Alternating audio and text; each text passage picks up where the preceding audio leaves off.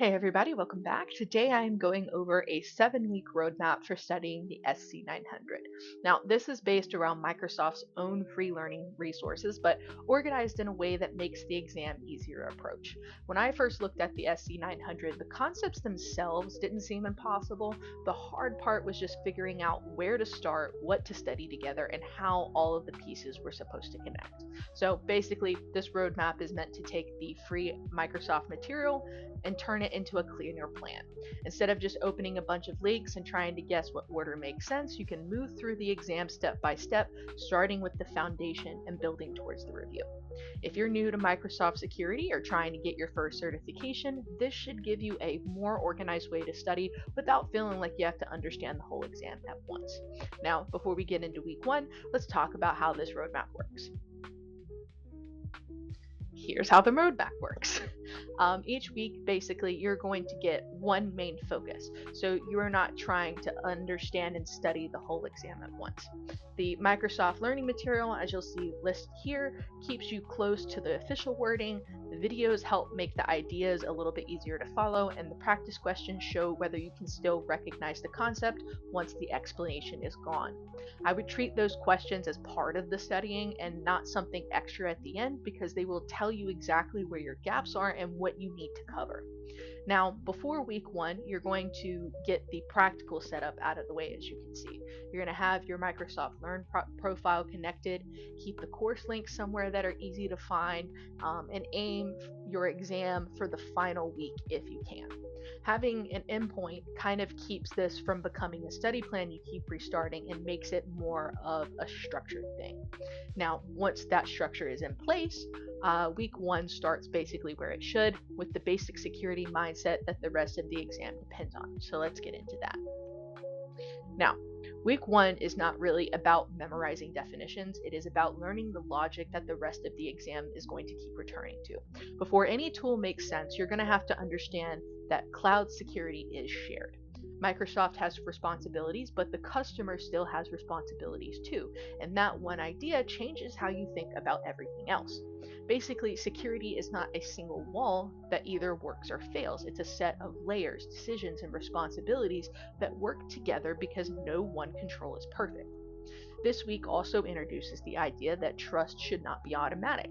Access needs to be checked, data needs to stay protected, and the organization needs to understand the rules that it is supposed to follow.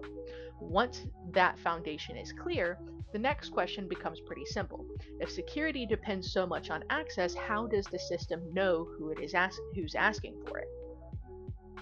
That's where week two moves into identity. This is basically where the exam is going to start focusing on how an organization recognizes someone before access is granted. Microsoft Entra is the home for that idea, but the important part is not the product name. It is the job that the identity does. It's the front door. Basically, before a system can decide what someone should reach, it has to know whether the sign in is real enough to trust. And most commonly, passwords are not strong enough to carry that alone anymore, especially when organizations are working across both the cloud and on older on premises environments.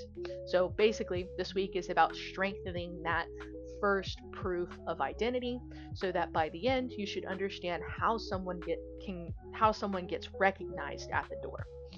The next step is just deciding what that recognition actually allows them to do. So let's talk a little bit about that. Week three, about access, right?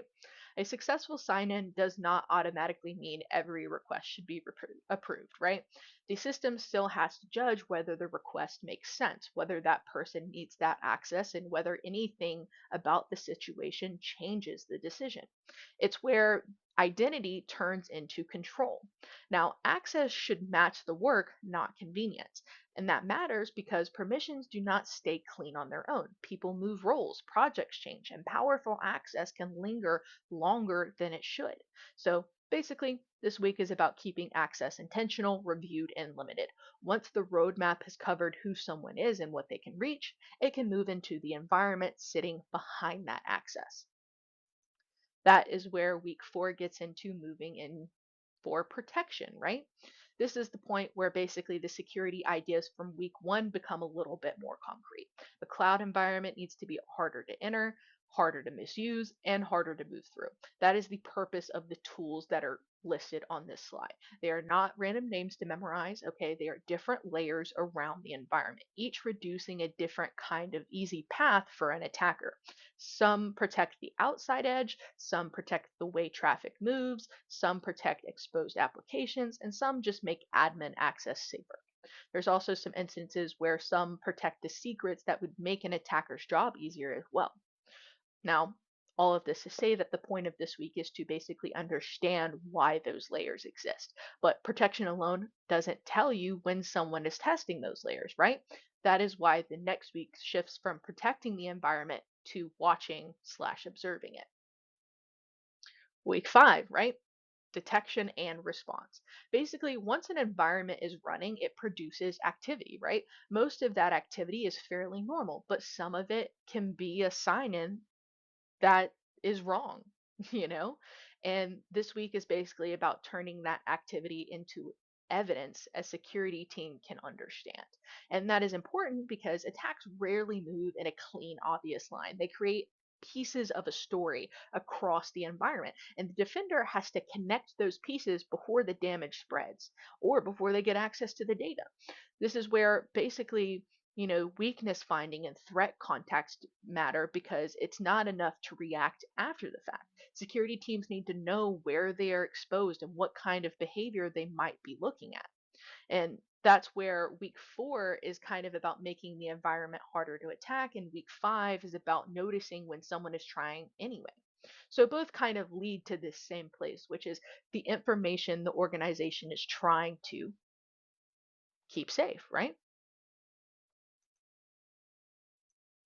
That's where week 6 basically brings us.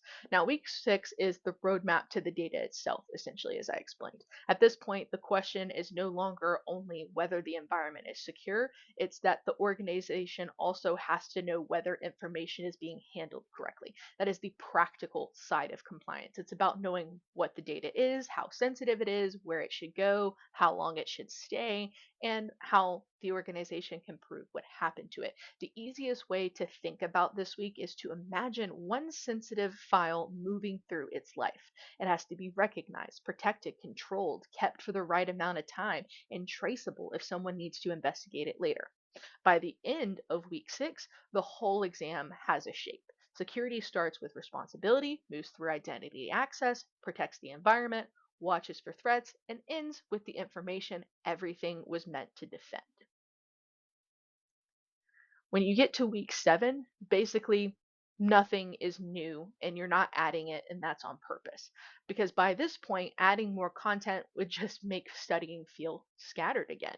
And the work now is to just use your practice results as a map. If one area keeps pulling your score down, go back to that area. If two tools feel too similar, separate them by the problem they solve instead of trying to memorize them harder. The goal is not to reread everything from the beginning. The goal is to review with direction. So, what you'll do is basically keep practicing until your score is steady above 80, not because one attempt went well, but because the pattern finally makes sense. This is where the roadmap stops being, a convenient study plan and starts becoming proof that you can actually, sit and be ready for the exam. Now, that is the full roadmap, y'all. SC-900 can feel pretty scattered at first, but in this order, it becomes a lot easier to follow. You start with the security mindset, move into identity, build into access, protect the environment, watch for threats, follow the data, and finish by testing the weak spots. That is the order I would use if I were starting from zero. Now, I also want to use this as an opportunity as a temperature check. If this breakdown was helpful, I am thinking about building my own SC-900 course and making it available for free. Not just a list of links, but actual lessons that'll explain the concepts in some plain English and follow this same kind of roadmap. If this is something that you would want, please drop SC-900 in the comments below so that I know that there is some genuine interest, or I might just post a poll and you can kind of click on whether or not you're interested in that. Please follow for more of the rest of the series, and I hope to see you guys next time. See you later.